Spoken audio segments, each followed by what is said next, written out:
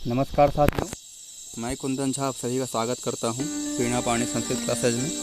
साथियों, जैसा कि हम सृष्टि विषयक अवधारणम को लेकर के चर्चा कर रहे हैं, उसमें हम लोग बहुत सारे सिद्धांतों को जाना। तो सृष्टि प्रक्रिया के बारे में हम लोग का अध्ययन प्रायः पर्याप्त सा हो गया है, पर्याप्त ही हो गया है मानिए। तो अब हम पुराणों में प्रतिसर्ग के बारे में कैसे बताया गया है, उसकी क्या प्रक्रियाएँ बताई गई है, उसको लेकर के चर्चा करने वाले हैं आज। तो प्रतिसर्ग मतलब आप लोग जान रहे हैं प्रलय से संबंधित है। तो प्रतिसर्ग जो है पुराणों में 4 प्रकार का बताया गया है। कितने प्रकार का बताया गया है? तो 4 प्रकार का बताया गया है। पहला है नैमित्तिक प्रलय, दूसरा है प्राकृत प्रलय, तीसरा है आत्यंतिक और चौथा है नित्य प्रलय। अब एक एक करके हम सबका विवरण जानेंगे, जो क्या नैमित्तिक प्रलय होता है और प्राकृतिक, आत्यंतिक और नित्य प्रलय। देखिए, नैमित्तिक प्रलय जो है वह कल्प के अंत में कल्प प्रमाण का ही नैमित्तिक प्रलय होता है। जब कल्प प्रारंभ होता है तो कल्प के ही प्रमाण का एक प्रलय काल होता है, ठीक है, होता है। इसमें भूभुवः स्वः का प्रलय हो जाता है, यह ध्यान रखना जरूरी है। जो नैमित्तिक प्रलय में किन किन का नाश होता है, तो भू का, भुवः का और स्वः का, यह 3 लोग नष्ट हो जाता है, ठीक है। बाकी के 4 लोग ऐसे ही स्थित रहते हैं। अब देखिए, प्राकृत प्रलय क्या है? तो ब्रह्मा जी की 100 वर्ष की आयु होती है ब्रह्मा की, ठीक है। तो ब्रह्मा जी की जब 100 वर्ष की आयु पूरी हो जाती है तो प्राकृत प्रलय होता है, ठीक है। इसमें क्या होता है, सारे कार्य जो हैं सभी स्थूल रूप को छोड़कर अपने अपने सूक्ष्म रूप, कारण रूप में लीन हो जाते हैं, प्रवेश कर जाते हैं, ठीक है। कार्य कारणवाद का सिद्धांत यहाँ से प्रतिपादित होता है। अब देखिए, तीसरा है आत्यंतिक प्रलय। जीव का माया मुक्त वास्तविक स्थिति ही आत्यंतिक प्रलय है। अब जीव जब माया से मुक्त हो जाता है, या जगत जो है माया है ना, तो यह माया से आप जब मुक्त हो गए तो वही आपका हो गया आत्यंतिक प्रलय, ठीक है, जो कभी भी हो सकता है, इसका काल निश्चित नहीं है। तो यह जो आत्यंतिक प्रलय है, इसका काल कोई निश्चित नहीं है। माया से मुक्त आप बचपन में भी हो सकते हैं, बुढ़ापा में भी नहीं हो सकते हैं। तो इसको लेकर के कोई काल निश्चित नहीं किया गया है। अब नित्य प्रलय क्या है? तो ब्रह्मा की सृष्टि सतत चलने वाली प्रक्रिया है। जान रहे हैं आप, सृष्टि प्रक्रिया सतत चल रही है, निरंतर चलती आ रही है। जो नित्य सृष्टि करता है वही नित्य प्रलय होता है। अब देखने वाली बात है, वह नित्य सृष्टि भी है तो नित्य प्रलय भी होगा, उसी को नित्य प्रलय कहा गया। जैसे मान लीजिए एक का जन्म हो रहा है तो वहीं दूसरे किसी की मृत्यु हो रही है। इससे आप समझ पा रहे होंगे नित्य प्रलय का मतलब क्या है। एक जगह सृजन है तो एक जगह संहार है, ठीक है। तो इस प्रकार से क्या हुआ, प्रतिसर्ग के बारे में हम लोगों ने जाना। सर्ग के बारे में जान लिए, इससे पहले सर्ग था, यह प्रतिसर्ग है, ठीक है। अब प्रतिसर्ग के बारे में भी हम लोगों ने जान लिया, तो इससे कहीं कोई प्रश्न बनता है तो आप लोग उसको अच्छे से कर पाएंगे, यह मैं आशा रखता हूँ। तो चलिए, अब हमारा जो टॉपिक है यह सृष्टि विषयक अवधारणम, यह टॉपिक पूरा हो चुका है। तो हम लोग 3 टॉपिक पूरा कर चुके हैं। अब हमारा अगला टॉपिक जो है वह राजतरंगिणी कलहन विचार का विषय सार, यह चौथा टॉपिक है हमारा, ठीक है। यह बड़ा मुख्य हो जाता है और यह महाकाव्य है, बहुत विशाल ग्रंथ है। तो इसका विषय सार हमारे सिलेबस में लगा हुआ है। तो संक्षिप्त जो परिचय होता है वह आप लोगों के सामने मैं साझा कर रहा हूँ। इसको ध्यान से देखें और इसका सबको नोट डाउन करते जाएं, ठीक है। अब देखिए, राजतरंगिणी जो है कलहन विरचित है। इसके रचनाकार कौन हो गए? कलहन, ठीक है। राजतरंगिणी यह एक ग्रंथ का नाम हो गया। रचना काल है इसको 1150 ईस्वी, 12वीं सदी में इसकी रचना हुई है। जन्म, कलहन का जन्म है 1098 में इनका जन्म हुआ है। पिता है इनके चंपक, जो चंपक भी कहे जाते हैं कहीं कहीं। पिता के आश्रय दाता कौन है? यहाँ के कश्मीर के राजा हर्षदेव ही यहाँ यह कार्यरत हैं, इनके पिता, ठीक है। कलहन के आश्रयदाता हैं अलकदत्त, और कलहन के आश्रयदाता कौन हो गए? अलकदत्त के राज्य में यह कार्य करते थे। कलहन के पितृव्य मतलब चाचा कनक, चाचा का नाम कनक है इनका। निवास स्थान इसका परिहासपुर कश्मीर में है, जो अभी कश्मीर में है वही परिहासपुर में रहते थे यह। भक्त किसके थे? तो यह शैव भक्त थे, शिव जी के भक्ति में लीन रहते थे और बौद्ध में भी श्रद्धा रखते थे यह, ठीक है। मूल नाम इनका कल्याण था। यह बहुत बार पूछा जाता है, कलहन का मूल नाम क्या था, ठीक है। मूल नाम इनका कल्याण था। यह जाति से कुलीन ब्राह्मण थे। अलकदत्त के आज्ञा से राजतरंगिणी लिखा। जान रहे हैं अलकदत्त के यहाँ यह कार्यरत थे, उन्हीं के पास रहते थे। तो उन्हीं के आज्ञा अनुसार इन्होंने राजतरंगिणी लिखा। ठीक है, इसमें आरंभ से 1150 ईस्वी तक के कश्मीर का राजनीतिक सांस्कृतिक इतिहास काव्य रूप में वर्णन मिलता है। यह जो राजतरंगिणी लिखी गई है इसमें क्या है तो वही बताया जा रहा है। इसमें 1150 ईस्वी तक जितने भी राजा हुए हैं कश्मीर में, उन सभी की यहाँ पे गाथा गाई गई है। ठीक है, वह कैसे है तो राजनीतिक सांस्कृतिक इतिहास को काव्य रूप में यहाँ लिखने का प्रयास, काव्य रूप में वर्णन करने का प्रयास किया गया है और बड़ा उत्तम प्रयास है यह। इसमें 2500 वर्षों के इतिहास, 400 का तिथि सहित वर्णन मिलता है। यह बहुत विशाल और महानतम ऐतिहासिक काव्य है यह। ठीक है, जिसमें 2500 वर्षों के इतिहास हैं। इसमें 1-2 वर्षों के नहीं, 100-200 वर्षों के नहीं, 2500 वर्षों के। ठीक है, और 400 से अधिक तो तिथि सहित लिखा गया है राजाओं का विवरण। ठीक है, अब देखिए राजतरंगिणी की रचना आरंभ 1148 से लेकर 1150, 2 साल में इनकी रचना की गई है। ठीक है, इसका आरंभ कब किया है 1148 में, और 1150 में यह कंप्लीट हो गया। ठीक है, इस समय राजा सुशल के पुत्र जय सिंह का राज्यकाल 1128 से लेकर 1159 था। इस समय राजा कौन थे? जय सिंह। जब इन्होंने कल्हण ने रचना की राजतरंगिणी का, तब राजा कौन थे? तो जय सिंह का राज्यकाल चल रहा था। यह बड़ा इंपॉर्टेंट हो जाता है। ठीक है, ये 8 तरंगों में बांटा गया है। यह ग्रंथ कैसा है तो 8 तरंगों में विभक्त है। श्लोक संख्या है इसके 7826। समझ गए? 8000 के समथिंग मान लीजिए आप। प्रमुख छंद है इसके अनुष्टुप। 8वां तरंग सबसे बड़ा है। इसमें सबसे बड़ा तरंग कौन है? 8वां। रीति है इसमें वैदर्भी, पांचाली और गौणी। वैदर्भी रीति मुख्य है यहाँ पे, पांचाली और गौणी अप्रधान है यहाँ पे। ठीक है, अंगिरस इसका है शांत रस है यहाँ पे। शैली है महाभारत जैसी। महाभारत की जो शैली है काव्य लिखने की वेद व्यास जी की, वही शैली यहाँ पे भी अपनाया गया है। ठीक है, आगे देखते हैं। आगे क्या है? कल्हण ने इसे कथा एवं संदर्भ विधा कहा है। संदर्भ विधा का कहा है। कल्हण ने इस ग्रंथ को क्या कहा? कथा और संदर्भ को लेकर के इस ग्रंथ का इस ग्रंथ की रचना की है। इस ग्रंथ को ऐसा कहा, यह उस विधा की रचना है जो कथा और संदर्भ को लेकर के अपने आप लेकर के लिखा गया हो। ठीक है, अब देखिए प्रथम तरंग। अब एक एक तरंग के बारे में हम लोग जानते हैं। तो प्रथम तरंग में 373, द्वितीय तरंग में 171 श्लोकों की संख्या है, और तृतीय में 530, चतुर्थ में 720, पंचम में 483, षष्ठ में 368, सप्तम में 1732 और अष्टम में 3449। टोटल हो गया 7826। इतने श्लोक हैं, सबसे अधिक अष्टम तरंग में। इसका उपजीव्य कौन सा है? उपजीव्य काव्य आप लोग जानते होंगे, हर एक को लिखने का कुछ न कुछ एक कहते हैं ना, तो एक आधार ग्रंथ कौन सा है जिसको देख करके यह ग्रंथ की रचना की गई है? तो यह है नीलमत पुराण। नीलमत पुराण को उपजीव्य काव्य, उपजीव्य पुराण है एवं ऐतिहासिक ग्रंथ। यह 2 चीज़ इसको उपजीव्य हैं, जहाँ जिनको आधार में रख करके कल्हण ने इस ग्रंथ की रचना की है। राजतरंगिणी का मतलब क्या है? तो राजाओं की नदी, राज्ञाम तरंगिणी, राजाओं की नदी। बहुत सारे राजाओं का यहाँ वर्णन मिलता है, इसलिए यहाँ पे इसका नाम भी सार्थक है, राजाओं की नदी, राज्ञाम तरंगिणी।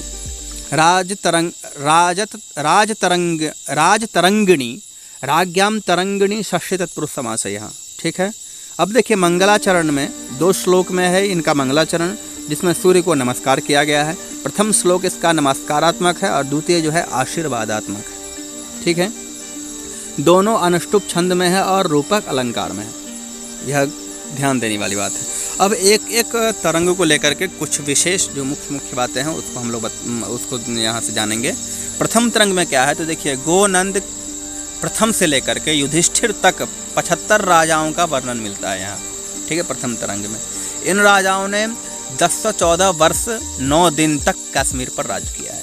ठीक है ना, 1014 वर्ष और 9 दिन तक कश्मीर में राज किया है गोनंद वंश ने। ठीक है, इन राजाओं में गोनंद तृतीय के पहले तक 52 राजा थे और गोनंद तृतीय से युधिष्ठिर तक 23 राजा हुए। ठीक है, अब द्वितीय तरंग देखिए। द्वितीय तरंग में क्या है? इसमें 192 वर्षों के कुल 6 राजाओं के कार्यकाल का वर्णन मिलता है द्वितीय तरंग में। और तृतीय तरंग में क्या है इसी प्रकार, तो तृतीय तरंग में इसमें गोनंद वंश के अंतिम राजा बालादित्य तक 10 राजाओं के 536 वर्षों के राज्यकाल का वर्णन मिलता है। चतुर्थ तरंग इसमें कुल 260 वर्षों तक के राजाओं का वर्णन मिलता है और 17 राजाओं का वर्णन भी मिलता है। ठीक है, 260 वर्षों तक राजाओं का वर्णन मिलता है, उसमें 260 वर्षों तक 17 राजाओं का वर्णन मिलता है। 17 राजा जो हैं 260 वर्षों तक यहाँ पे अपना राज किया, उसी का वर्णन मिलता है चतुर्थ तरंग में। ठीक है, अब देखिए पांचवा तरंग किसका है। पांचवा तरंग में है, इसमें अवंती वर्मा के राज्यारोहण के साथ साथ उत्पल के सूत्रपात का वर्णन तथा ये उत्पल राजा हुए हैं उनके बारे में है, उत्पल के सूत्रपात का वर्णन तथा कल्याण वंशज संकट वर्मा और सुगंधा देवी और शंकर वर्धन के राज्यकाल का वर्णन मिलता है। इस तरंग में 84 वर्ष 4 माह के शासन काल का वर्णन मिलता है, प्राप्त होता है। ठीक है, षष्ठ तरंग छठा तरंग है, इसमें 10 राजाओं के 936 ईस्वी से लेकर के 1003 ईस्वी तक अर्थात 64 वर्ष 8 माह 15 दिन के कश्मीरी शासकों का वर्णन मिलता है। ठीक है, सातवां तरंग देखिए, इसमें 6 राजाओं के 98 वर्ष मतलब 1003 से लेकर के 1101 तक के समय का चित्रण किया गया है, जिसमें 6 राजा उदयराज के वंशज हैं। ठीक है, अष्टम तरंग, इस तरंग में 7 वाहन वंश के उच्चल, सुसल, भिक्षाचार और जयसिंह आदि राजाओं की जीवन गाथा तथा कृत्यों का प्रत्यक्षीकरण किया गया है। ठीक है, अष्टम तरंग में महाकाव्यों का, अब देखिए यहाँ पर तरंगों के बारे में हम लोग परिचय ले चुके हैं, विशेषार्थ जान चुके हैं इसका। महाकाव्यों का जो मुकुटमणि है वह कौन है, तो राजतरंगिणी। तो महाकाव्यों के मुकुटमणि किसको कहा गया है, तो राजतरंगिणी को कहा गया है। इसमें वर्णित राजा प्रथम कौन है, तो गोनंद और अंतिम है जयसिंह, यह ध्यान रखने वाली बात है। और द्वितीय राजतरंगिणी किसने लिखा, तो जॉन राजकृत द्वितीय राजतरंगिणी है। और तृतीय राजतरंगिणी श्रीवर ने लिखा। और चतुर्थ राजतरंगिणी शुक कवि 1596 तक का वर्णन किया है। इसमें शुक कवि ने चतुर्थ राजतरंगिणी लिखने का कार्य किया है। तो दोस्तों, इस प्रकार से हम लोग राजतरंगिणी के बारे में कुछ संक्षिप्त विषय सार को जाना। ठीक है, अब यदि आप लोगों को तकलीफ़ें हो सकती है, कुछ समस्याएं आएगी, किस वंश का कितने काल तक क्या कार्यकाल रहा और क्या उसका ईस्वी सन रहे, कितने राजाओं ने कश्मीर में राज किए, उस सब को लेकर के एक हमारी यह सूची है, आप देख सकते हैं। राजतरंगिणी को लेकर के यह सूची बहुत ही मुख्य हो जाता है, एक खाका मिल जाएगा आपको किसके बाद किन राजाओं का वर्णन मिलता है। तो गोनंद से शुरू करके दामोदर, यशोवती, गोनंद, परीक्षित, हरदेव देव, रामदेव, व्यासदेव, दारुणदेव, सिंहदेव, गोपाल देव, सुखदेव इत्यादि वगैरह करके आप सबको देख सकते हैं। ठीक है, तो आप एक एक करके आप इसका ज़रूर नाम नोट कर लें या कोई व्यवस्था बनाएं जिससे आपको यह एकदम दिमाग में रहे, एक नज़रिया मिल जाए सोचने का, जो किस राजा के बाद किसका आ गया। हो सकता है एक क्रमशः भी नाम पूछ ले जो आप इसको बिठाइए जी किसके बाद किसका कार्यकाल आया है। ठीक है, तो देखिए इसी प्रकार से आप अगला देख सकते हैं। आगे भी यही देखते हैं, जो गोकर्ण, प्रहलाद, बम्बरू, प्रतापशील इत्यादि वगैरह करते हम लोग यहाँ पे अब देखिए यहाँ पे 52वां राजा हुआ अभिमन्यु, जो 1234 से 1182 ईस्वी तक ईसा पूर्व तक रहे हैं। धर्माशोक जो गोनंद राजवंश के थे, बौद्ध धर्म अपनाकर पापों से मुक्त हो गए। ठीक है, कौन, गोनंद राजवंश के जो धर्माशोक थे, ठीक, ने 1448 से 1400 ईसा पूर्व के दौरान कश्मीर की राजधानी श्रीनगर शहर का निर्माण किया था, जिसमें 99 लाख घर थे जो धन संपत्ति से परिपूर्ण थे। वह भी एक कवि थे, कौन, धर्माशोक। धर्माशोक ने ही श्रीनगर का स्थापना किया है। श्रीनगर शहर का स्थापना किसने किया है, तो नाम आएगा धर्माशोक का। ठीक है, अब देखिए गोनंद तृतीय का राजवंश शुरू हो गया 1182 ईसा पूर्व से 272 ईसा पूर्व, कुल 910 वर्ष तक। ठीक है, अब अगला देखते हैं। आगे देखिए, आगे यहाँ देखेंगे आप श्रुवा, विभीषण, किन्नर या नार, सिद्ध, उत्पलक्ष, हिरण्याक्ष, हिरण्यकुल, वशुकुल इत्यादि ऐसे करते हम लोग आ गए यहाँ पे 73 में है अंध युधिष्ठिर। छोटी आंखों वाले होने के कारण उन्हें लोगों द्वारा अंध युधिष्ठिर कहा जाता था। इनकी आंखें छोटी थी राजा के, ठीक है ना, वास्तव में वे अंधे नहीं थे। प्रतापादित्य का वंश 272 से 80 ईसा पूर्व 6 राजाओं के साथ कुल 192 वर्ष का रहा है। ठीक है, यह सब देख लेना। टिप्पणी जो कुछ कुछ किया गया है वह भी बड़ा मुख्य हो जाता है, पढ़ना चाहिए इसको। अब देखिए, इस 74वें राजा प्रतापादित्य, ठीक है ना, का उल्लेख राजतरंगिणी में विक्रमादित्य के एक रिश्तेदार के रूप में किया गया है। उन्हें मंत्रियों द्वारा दूर देश से लाया गया था और कश्मीर के सिंहासन पर बिठाया गया था। उसने 272 से 240 ईसा पूर्व तक कश्मीर पर शासन किया। विक्रमादित्य का उल्लेख यहाँ 457 ईसा पूर्व के उज्जैन के श्रीहर्ष विक्रमादित्य के रूप में होना चाहिए। कल्हन का कहना है कि यह विक्रमादित्य प्रतापादित्य का रिश्तेदार 5700 ईसा पूर्व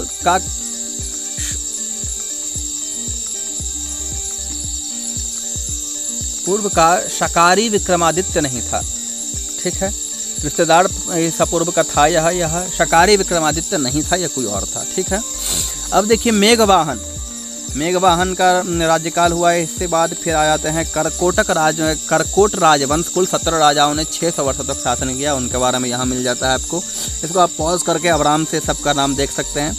ठीक है, इसी प्रकार से चलते हैं। अगला हमारा हो गया है, कौन सा वंश है, तो देखिए उत्पल राजवंश के राजा हैं अवंती वर्मा। इनके दरबार में आनंदवर्धन रत्नाकर जैसे कई शोभायमान कवि हुए थे। ठीक है, आनंदवर्धन अवंती वर्मा के ही राज्यकाल के कवि हैं। ठीक है, संकट, सुगंधा देवी इत्यादि सूरजवर्मा पार्थ हो गया। फिर कश्मीर के गुप्त ब्राह्मण राजा, जो गुप्त ब्राह्मणों ने भी राज किया, उसमें यशस्कर, वर्णत, संग्रामदेव, पर्वगुप्त, क्षेमगुप्त, अभिमन्युगुप्त इत्यादि वगैरह हुए हैं। ठीक है, अभिमन्यु एक नाबालिग था जो माँ दिद्दा या क्षेमगुप्त की पत्नी दित्था देवी द्वारा शासन किया गया।